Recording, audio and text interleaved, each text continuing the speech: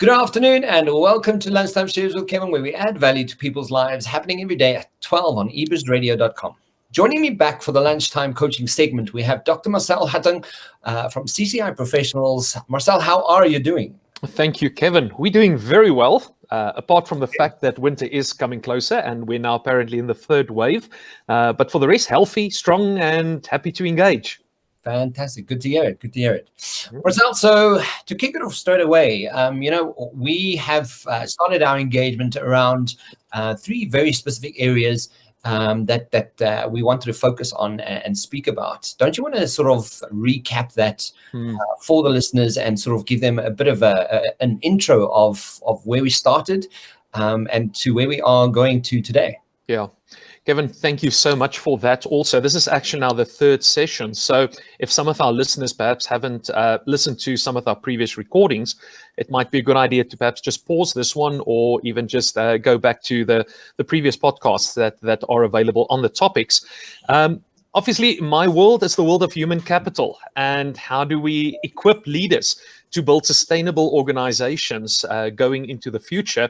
And a lot of leaders are troubled at this season with all the turmoil that we see in the markets and all around the globe, whether it's Industry 4 or whether it's the VUCA effect or whether it's pandemic, et cetera, et cetera. So our first session was basically just a bit of an overview, what's busy happening in the world and how do we give stability to that. And then we said, but let's dig in a little bit closer. Let's get into some of the real core stuff. And our second session, previous time when we had the privilege of being together, we spoke on an individual level. Let's talk about personal resilience with all the nuts and bolts of, emotional health and neurological health, or as the psychologist likes to call it, your ego position. And I think we had a good go, just exploring some of those concepts, setting us up today to perhaps take a little bit more of a macro view concerning human capital within the larger organizational space, and also this one specific phenomena known as Industry 4, or then the fourth industrial revolution, and how that is affecting us. And that will lead us also to our final topic of then how do we actually create more sustainable organizations in a day and age like this, that we as leaders know that will last at least 100 years. So just before we started, what I did was I sort of want to look at what the meaning of human capital is, quite specifically, according to Google. And what's interesting here is, and I think it's, and I'm sure, I'd love to hear your opinion, is human capital is important because it is perceived to increase productivity and thus profitability. So the more the company invests in its employees, therefore education and training, the more productive and profitable. Do you think, just kicking it off with this conversation, do you think it is a perceived notion, or do you think it's actually at this point, a very tangible investment that organizations can experience? Kevin, this is a very, very interesting topic. So much so that about a month or 2 months ago, I wrote a little article that's available on my personal LinkedIn page or on CCI Professional also, where I started off a series to just define what exactly is human capital. Yeah. And it's exactly what you're referring to. You go to the internet and there are various voices. So to find one consistent view of what it is quite difficult. And in this article, and I'm not going to elaborate, but I kind of list 4 things what it is not, the common misconceptions. And I actually want to pick up, because I think you're quite accurate in some of the elements that you are proposing. But point number 1, human capital certainly does not equal human resources. It's 2 very different fields. It's 2 different functions. I've got no human resource background. And apart from what I perhaps learned within the field, I'm not a human resource specialist. Human resource is a management function that deals a lot with policies, procedures of your staff and how those things work. Yeah. Number 2, we're not a training company. A lot of people say, oh, are you guys doing coaching? Are you doing facilitation and training and investment in our people? Now, we can do that. I mean, I'm a qualified trainer. I'm a qualified academic. Well, if you can get something like a qualified academic. I mean, I come from that world. I am a coach, but that is an outflow. Yeah. We also tell people we are not management consultants. We work more towards strategic level functioning, ExCo, board of directors. And finally, also, we are not advisors. We're consultants. I think there's a bit of a difference in that. So just setting the stage, the word human capital, as it implies, deals with capital. And we must start there. When we talk capital, we talk about what is the value, what is the wealth of an organization, and different people, depending what kind of hat you have on, try to evaluate that. A lot of my work is, for instance, in the world of mergers and acquisitions. The classical case study, you want to buy out a company. We get a financial consultant in, they do a due diligence, and they look at the balance sheet, they look at the productivity pipeline or the sales pipeline, and then they try to give you an estimate of what the company's value is. And that is what they call a shareholder value proposition or a shareholder capital proposition. If you, for instance, go to most probably a more communistic country, you will get what they call state capital, or what the state-owned enterprise is all about. And obviously in South Africa, we've got government-owned and parastatal organizations. Now, it's interesting, literally a couple of months ago, Professor Klaus Schwab, who's the founder and the chairperson of the World Economic Forum, just released a new book with the title Shareholder Capital. So it's not stakeholder capital. It's not shareholder capital, it's not state-owned, but it's all stakeholders who shares in this capital. And he's trying to find something of a middle ground between your traditional capitalistic view and, let's call it more a social, even a communistic view on economics. Our expertise lies very much in that middle domain of what we then call stakeholder capital. Human capital means all the humans that's connected with the system, with the organization, inherently carries a value. And we try to, well, it's easy to qualify it. It's more difficult to quantify it. Yeah. We try to give a quantifiable understanding to what exactly does that human capital mean. The reason why this is so critical is especially for the growth and the development of your organization. If you say, for instance, you take a young entrepreneur, we get some investment money, say 10 million South African rand, and I put it in the hands of this young entrepreneur. By the end of the year, he most probably have a beautiful new house in an estate, golf estate. He drives a new car, but there's nothing to show for within the context of the business. The reason being, the human capital is not just another pool that I'm going to put next to productivity or next towards equity in the bank or whatever it might be, natural capital, if you're, for instance, in the mining industry. Human capital becomes the foundation on which all the other capital needs to be built. If the human capital is not in place for an entrepreneur, what happens? They get a loan or they get funding or venture capital, 10 million, and it literally cracks and it falls through. Yeah. Now, whether it's the young entrepreneur or whether it is the 160 million turnover company who's buying out perhaps a bigger company, 300 million, but they don't have the human capital in their company in place, that whole transaction is just going to fall flat most probably. Yeah. So, that is our first understanding of what human capital is. It is a capital value that we connect to every individual that's connected. And this for us in the classic view stands opposed to the human resourcing view, where people are just a cog in a machine. They're just another resource, just another part we can use and then sometimes even abuse them, towards a more equitable view to say, but hang on a minute, every person carries value. Now, the side, I think, or the comment that you made that you picked up on the internet, when it comes to investment, every financial director would have a very clear monetary capital investment strategy. I mean, it's part of their job. Whether they buy equity on the stock market, whether they do private investments, whether it's bonds or loans or whatever kind of investment they do with a monetary capital, as human capital directors, or more often still called HR directors, we should be in the same position to exactly answer that question. What is the human capital investment strategy for the organization in order to stimulate growth and development, whether it's then for productivity or performance, overall well-being of our people? But in the end, the organization exists to fulfill a purpose. And the human capital is a critical component in how to propel and move that company forward.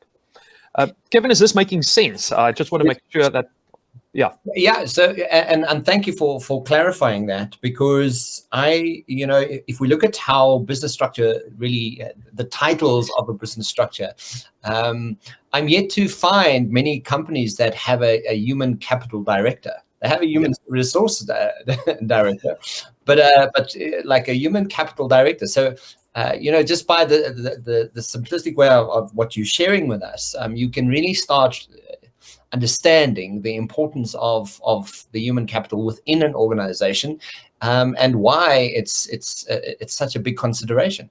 Yes.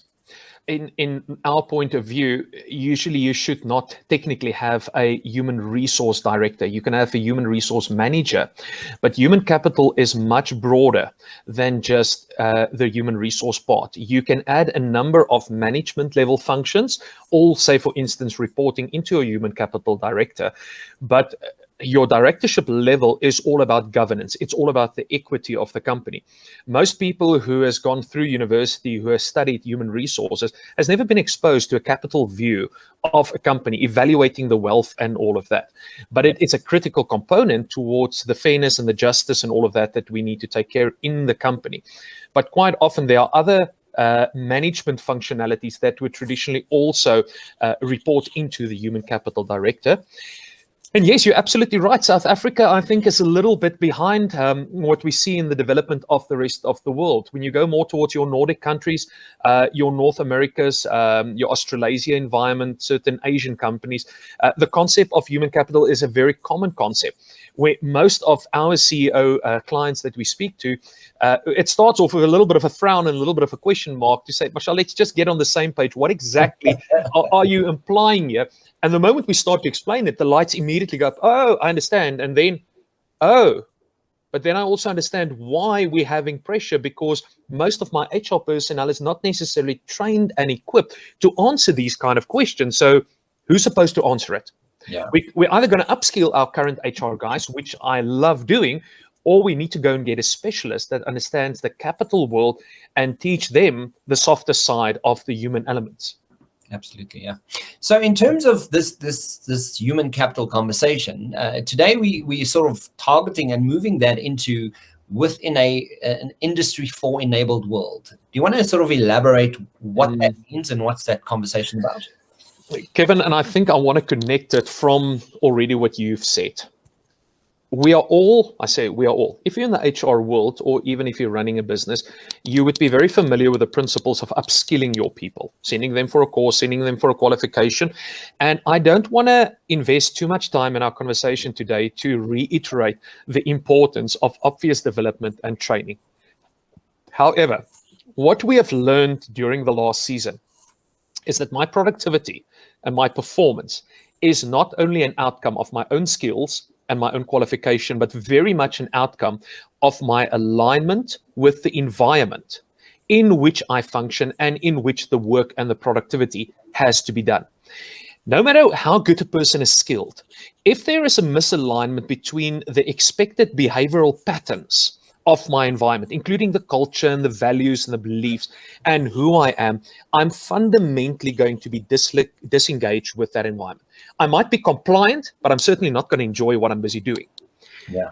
And that for us has become a very key driving notion to say it's not an either or. We need to take care of the individual, their learning, continuous development, but we also as leaders need to become much more sensitized towards the environment in which the productivity needs to take place. And with Industry 4, and we can go into that in a little bit more detail, the changes of environment. Kevin, let's just take the pure example. You and I are no longer sitting in our offices all day long. We're in something of a hybrid environment. Now I'm at my home, now I'm in a coffee shop, now I'm with clients, now I'm back in my office, if I get ever back to the office. Those subtle but significant environment changes can make and break between somebody who is completely dislocated with their work, somebody who's kind of in a mediocre level, towards somebody who can be even a top performer by just changing the environment. And that's why the Industry 4 conversation for us is critical to understand how do we optimize our human capital investment.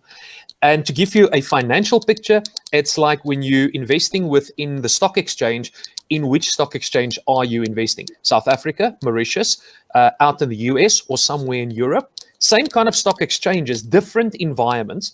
And as human capital specialists, all of us needs to learn how to read these environments within a changing can I say, macro environment. Yeah. So in terms of what does the fourth industrial revolution offer us as humanity? Like those subtle changes that you mentioned, but I think so many,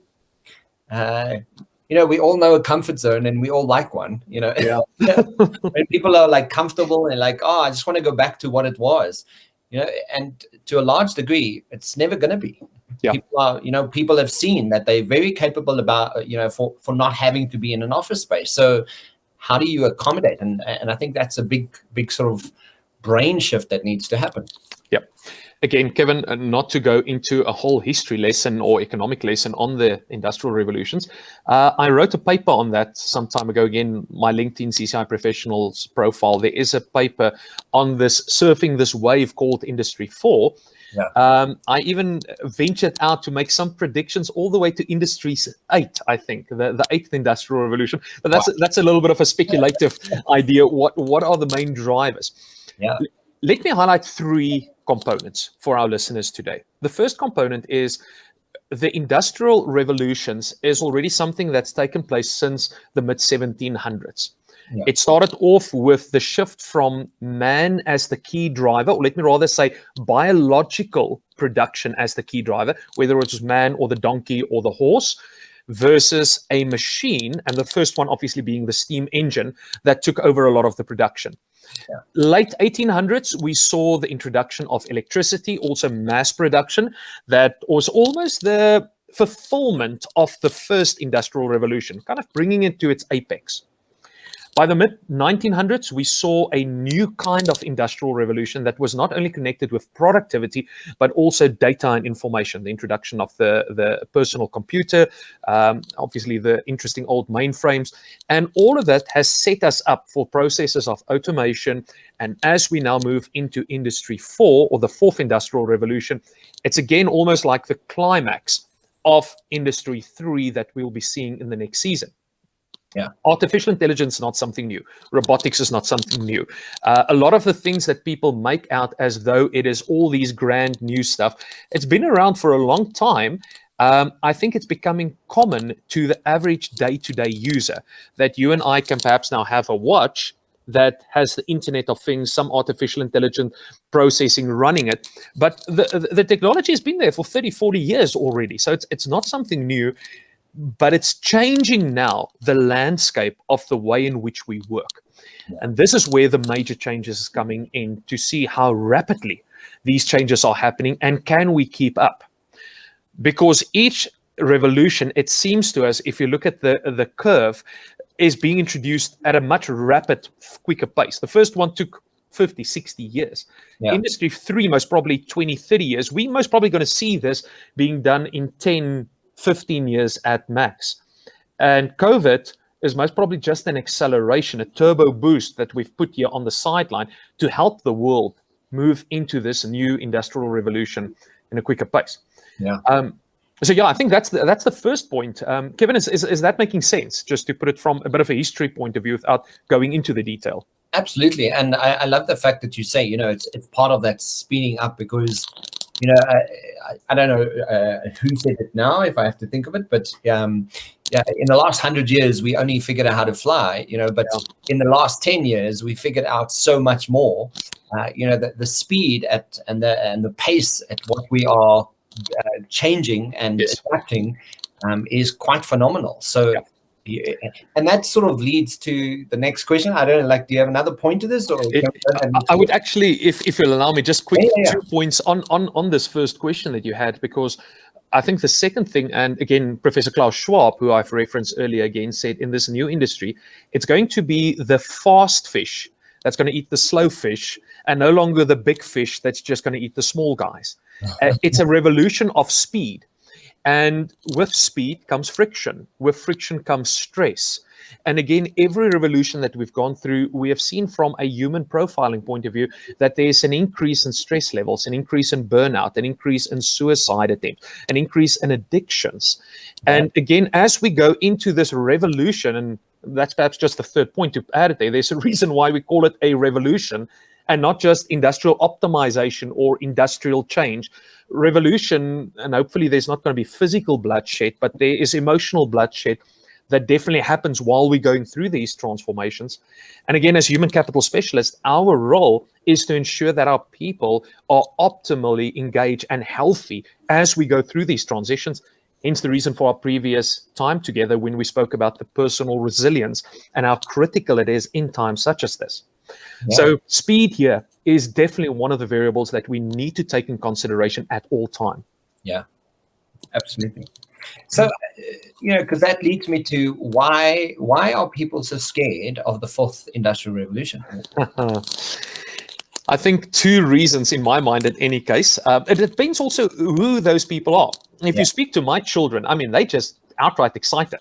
All the potential technologies and stuff really, really excites them.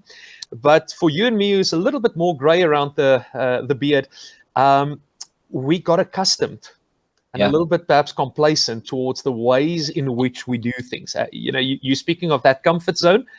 If you've been doing a certain job for the last 20, 30, 40 years in a specific way, and now all of a sudden somebody wants to tell you that you have to change, or even worse, you're no longer accurate or correct.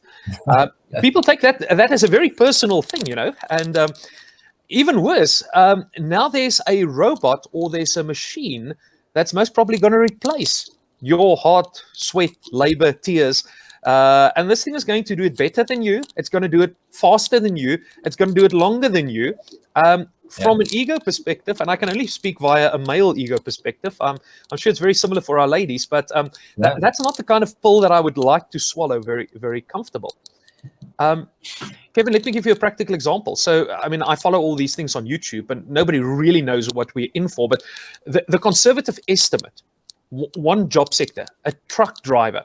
So the estimate in the United States of America, there are now 2.2 million truck drivers. Within the next 10 years, the job of being a truck driver will become obsolete. Yeah. There will no longer be the requirement for a truck driver. And as much as we talk about the Uber wars, Uber is right on its rear side, because the amount of driverless cars, in any case, that Tesla and these guys are planning to build, has already been booked out for almost a decade ahead. So though we make a huge scene out of now, 10 years from now, I mean, my children are now just reaching about the 10-year-old stage. There might be a chance that my children will not do a driver's license with a stick and a clutch like you and I learned to do it. They will need to learn how to drive a driverless car. That is a frightening thought, because that's not sci-fi. We're not talking Star Trek or Star Wars here. We're talking about the reality of the next decade that we're busy moving into. Yeah, and I've recently had a conversation with someone who does who referenced Brené Brown. For those who don't know, she's a really famous writer and psychologist from the US, and she references one of the biggest fears that executives have in corporate today is becoming obsolete. Yes. One of their biggest fears. And that's why, people experience resistance to the degree that they do, or they completely shy away from vulnerability. Mm-hmm. But, speaking to your point, like part of you has to get on board with understanding what that looks like in the fourth industrial revolution. Yes. And how I, as an individual, as a human, start adapting to that. I don't think any industry is safe, not from a professional point of view. Neither we as humans or global citizens are excluded from the change and the effects.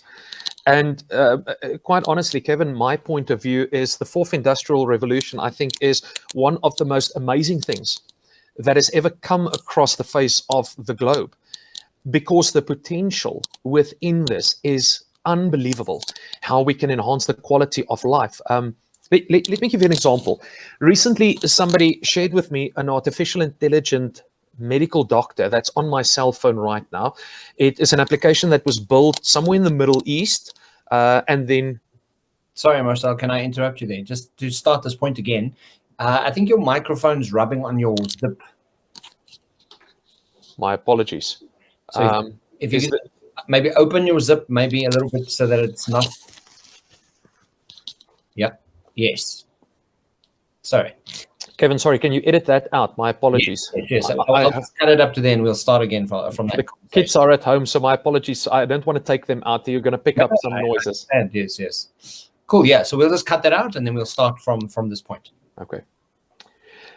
Kevin, what is really amazing for me is the opportunity that the fourth industrial revolution presents to all of us as global citizens.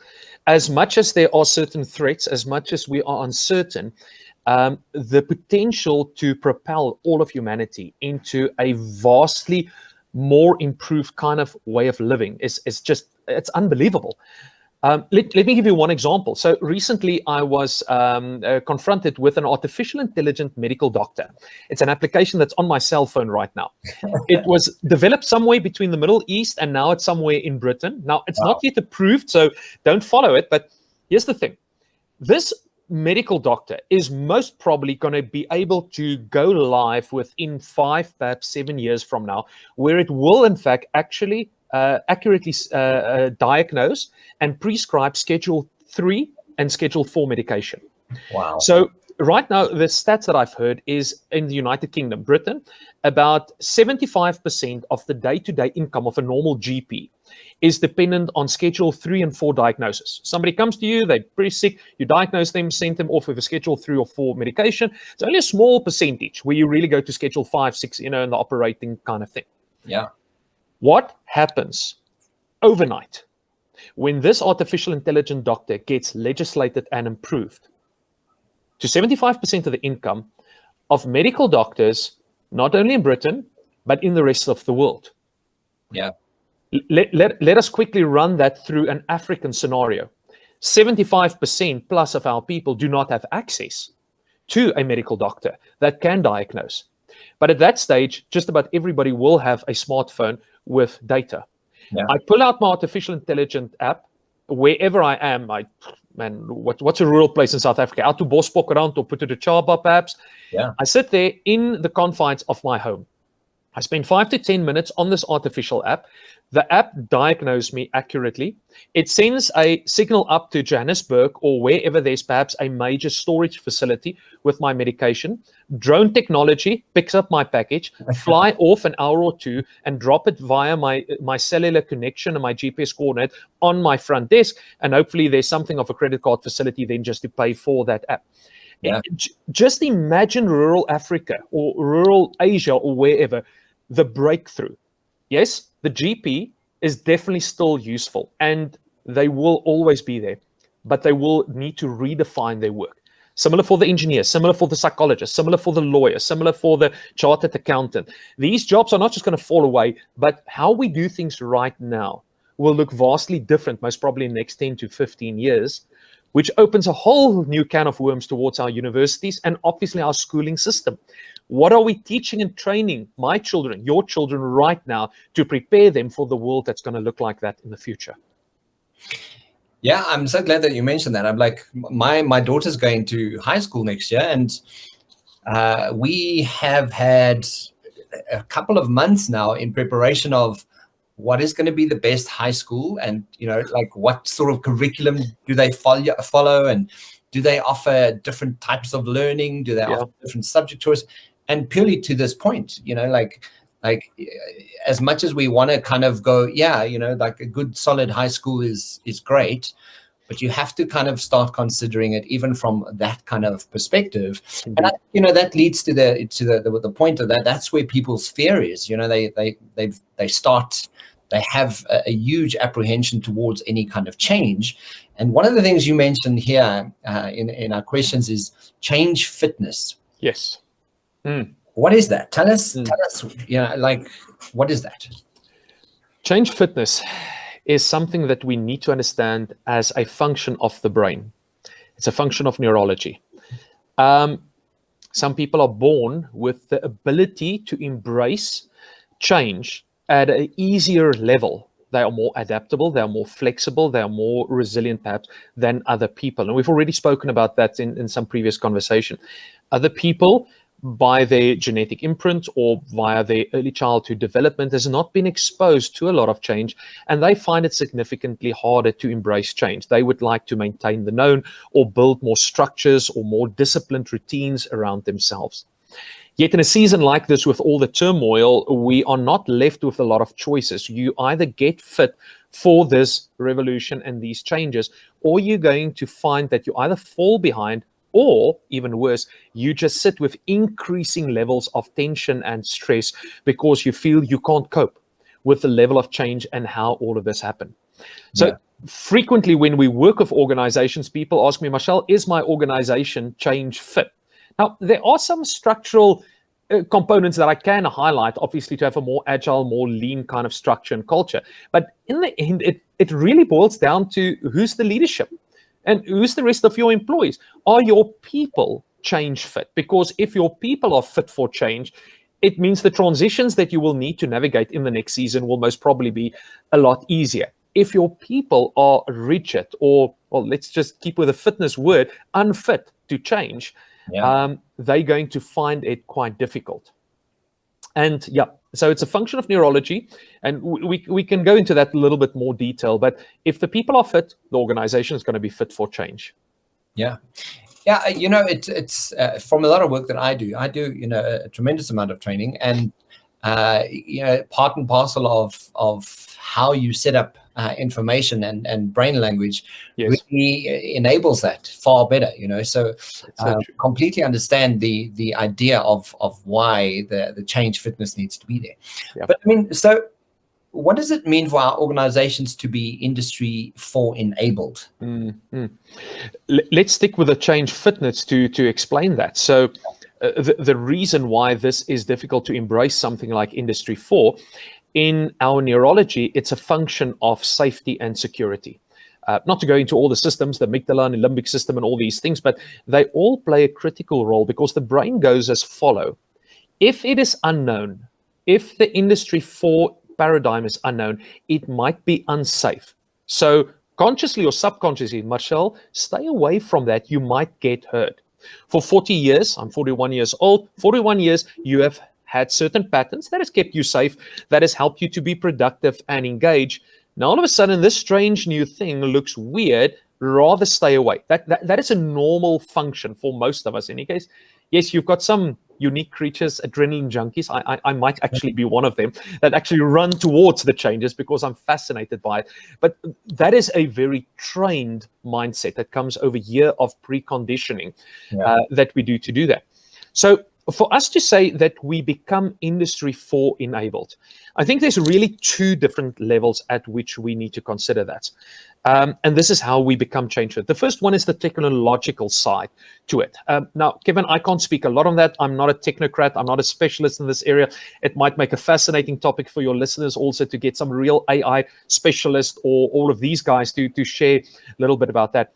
My side is what is happening to the human capital profile while we're going through the changes, and how do we estimate or how do we forecast the world of human capital to look post the actual introduction of all of these Industry 4 components.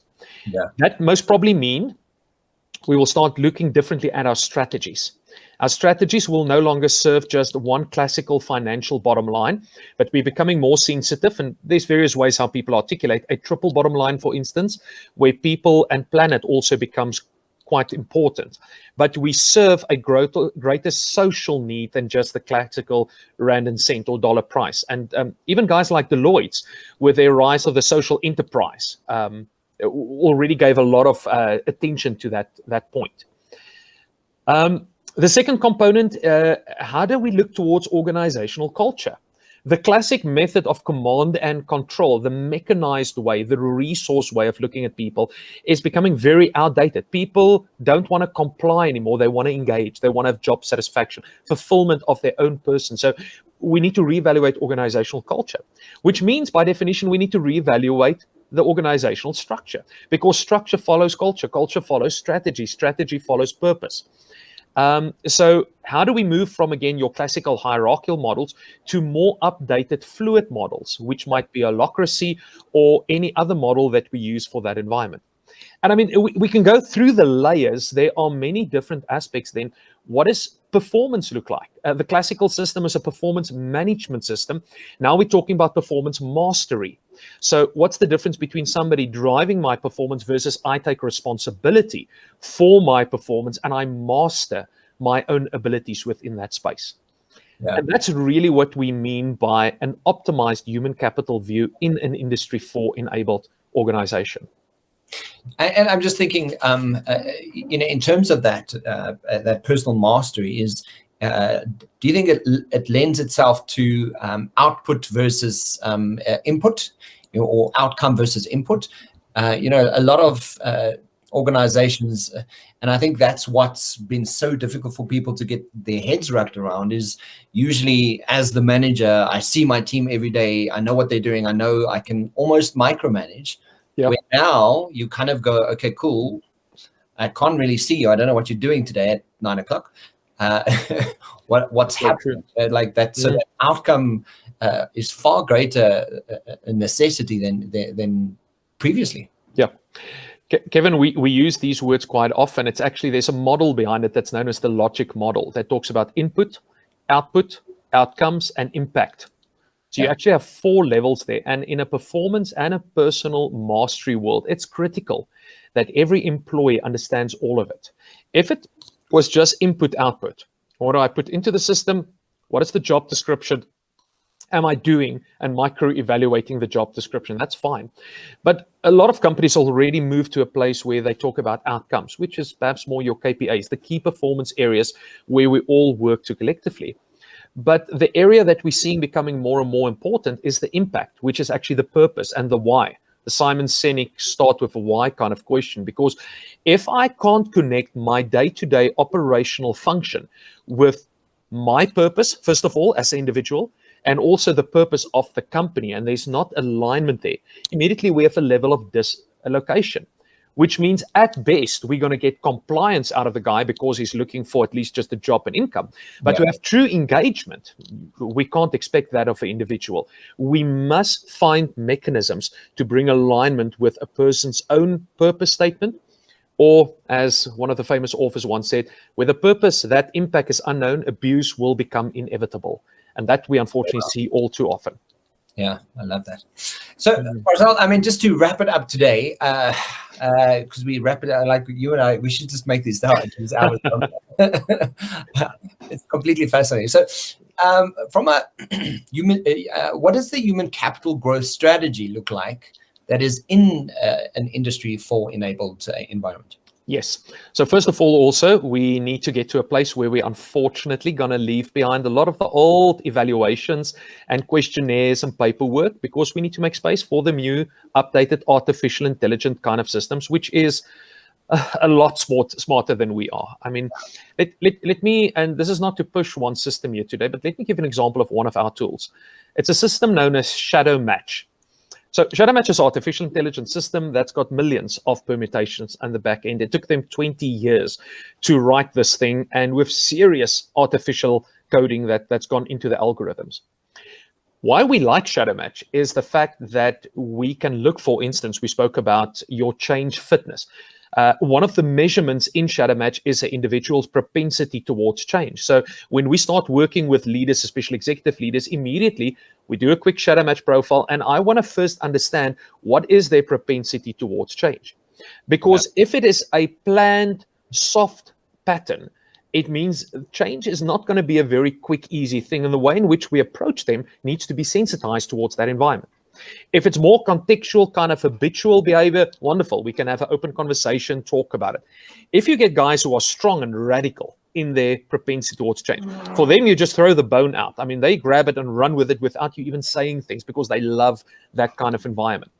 So we're looking for continuous updated ways of thinking, ways of implementing technologies, ways of understanding what are the changes that we are seeing in an Industry 3 orientated world versus a more Industry 4 orientated world. And Kevin, let me just state it for the obvious, but it's definitely not a either or, it's a both and. All of our companies to various degrees will in the next decade at least go through this metamorphosis of how we reinvent ourselves, or you might be in a position where a Nokia or a Kodak or even Blockbuster's video rental store end off in 10 years from now, where you might be the apex predator in your space, but because of a lack of transformational capacity, you will fall behind. And we have many of those examples. And obviously, when we talk about human capital, that's the last thing that we want to do. We want to reinvent continuously to understand how do we keep up with the changes in technology, we also want to upskill our people and shape environments where people remain in a positive, encouraged, and a productive way. Amazing. I love that. Thank you. Dr. Marcel Hattingh from CCI Professionals, guys. If you want to check it out, Marcel, we can go to the website, or we can join or link up with you on LinkedIn. You are most welcome. We're actually in a rebranding process, so the website is very static, but it's still there. LinkedIn, Facebook, these things are going. Some of the publications I reference, or obviously always, it's a pleasure to make contact with any of our listeners. My email address or the company or telephone numbers are available, so any person are welcome to contact us also directly on any of these points. Fantastic, guys. And all that Marcel has mentioned will definitely be in the description boxes below. Marcel, thank you for the time. Thank you for the insights. It's fantastic to talk to you, and look forward to our next conversation around leadership and the sustainability of it, right? Thank you, Kevin. Yes, if we move through all of these different changes, ultimately, leaders are still the people that's going to lead the way and navigate us through this. So let's end with that one in mind. Fantastic. Thanks so much, and chat to you soon. Thank you. Thanks, Marcel.